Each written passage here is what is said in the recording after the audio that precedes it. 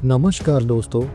तो मीडिया के हवाले से ये खबर सामने आ रही है कि भारत खुद का बॉम्बर बनाने जा रहा है, जिसकी रेंज लगभग 12,000 किलोमीटर तक होने वाली है। यानी कि भारत से न्यूयॉर्क तक ये बॉम्बर पहुंच सकता है बिना किसी रिफ्यूलिंग के।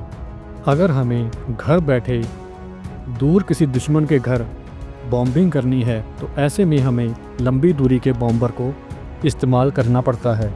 फ़िलहाल भारत के पास ऐसा कोई भी लंबी दूरी का बॉम्बर नहीं है।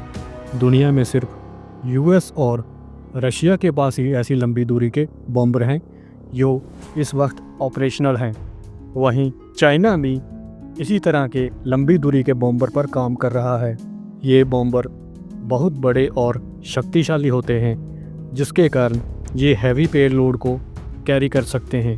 भारत पहले रूस से Tu-160M बॉम्बर लीज पर लेने का विचार बना रहा था, लेकिन कुछ कारणों की वजह से रूस ने मना कर दिया। शायद रूस यूक्रेन युद्ध इसी का कारण है, क्योंकि जिस तरह से रूस यूक्रेन युद्ध में उलझा हुआ है उसे खुद इन बॉम्बर की ज़्यादा ज़रूरत है। या रूस यहाँ ये चाहता हो कि लीज पर लेने की बजाय आप सीधा ये बॉम्बर हमसे परचेज़ कर लो।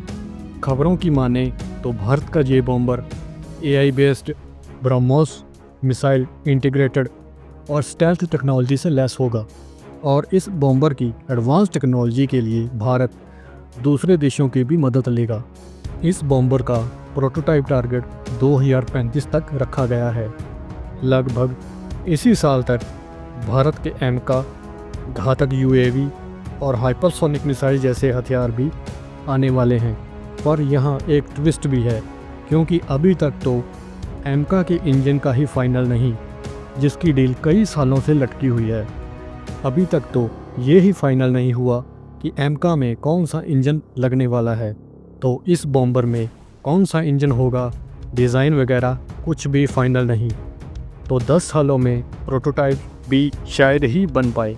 किसी भी जेट में उसका मेन पार्ट होता है उसका इंजन। तो हमारी सरकार को पहले इंजन पर ध्यान देना चाहिए। बल्कि मैं तो यहाँ ये कहूँगा, जितना टाइम हमने फाइटर जेट बनाने के पीछे ख़राब कर दिए, उतने समय में हम एक अच्छा इंजन बना सकते थे। अब जब हमारा तेजस बन के तैयार है, बट इंजन को लेकर विदेशी कंपनियाँ हाथ पीछे खींच रही हैं, तो ऐसे में हमारे देश का पैसा और वक्त दोनों बर्बाद होते हुए नज़र आते हैं। अभी तेजस तो सिर्फ 4th जनरेशन का फाइटर जेट है, वहीं एमका जो कि एक 5th जनरेशन का फाइटर जेट होने वाला है, और ये स्टेल्थ बॉम्बर।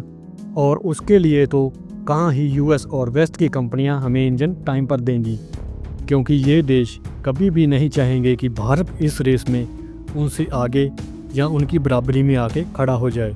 घूम फिर के हमें फाइटर जेट के लिए इन देशों का मुंह देखना पड़ता है। तो भाई पहले इंजन फिर जेट, ये काम करना, वरना जेट कभी भी नहीं बन पाएंगे। एक भारतीय होने के नाते मेरा मानना यहाँ ये है कि भारत को रूस या यूएस से 5th जनरेशन का फाइटर जेट लेके काम ख़त्म करना चाहिए और सीधा 6th जनरेशन के फाइटर जेट पर काम करना चाहिए। और उसके लिए भी सबसे पहले इंजन पर काम होना चाहिए। और इसके साथ साथ भारत को अपने ड्रोन टेक्नोलॉजी पर ज़्यादा काम करना होगा, क्योंकि फ्यूचर वॉरफेयर में ड्रोन टेक्नोलॉजी ही अपना सबसे महत्वपूर्ण रोल अदा करेंगी। जिस देश के पास ड्रोन टेक्नोलॉजी जितनी ज़्यादा एडवांस होगी, वो देश उतना ही टेक्नोलॉजी और मिलिट्री के हिसाब से शक्तिशाली होगा। अगर भारत को वर्ल्ड पावर बनना है तो भारत को हमेशा टेक्नोलॉजी के हिसाब से सबसे आगे रहना होगा। भारत को अभी से अपनी 3rd स्ट्राइक कैपेबिलिटी को भी विकसित करना होगा, यो कि मेरा मानना है कि फ्यूचर में सीधा स्पेस से विकसित की जाएंगी। यानी कि स्पेस में कुछ ऐसे सैटेलाइट छोड़े जाएंगे जो कि पृथ्वी का चक्कर लगाते हुए अपने आप में एक हथियार होंगे। इनके अंदर कुछ ऐसी मिसाइल्स और हथियार इंटीग्रेट होंगे जो कि सीधा स्पेस से अपने दुश्मन के किसी भी टारगेट को हिट कर सकते हैं, या किसी दुश्मन देश की मिसाइल्स, ड्रोन्स, फाइटर जेट को न्यूट्रलाइज कर सकते हैं। भारत को ऐसी टेक्नोलॉजी पर काम करना होगा जो विश्व में किसी भी और देश के पास ना हो। जय हिंद, जय भारत।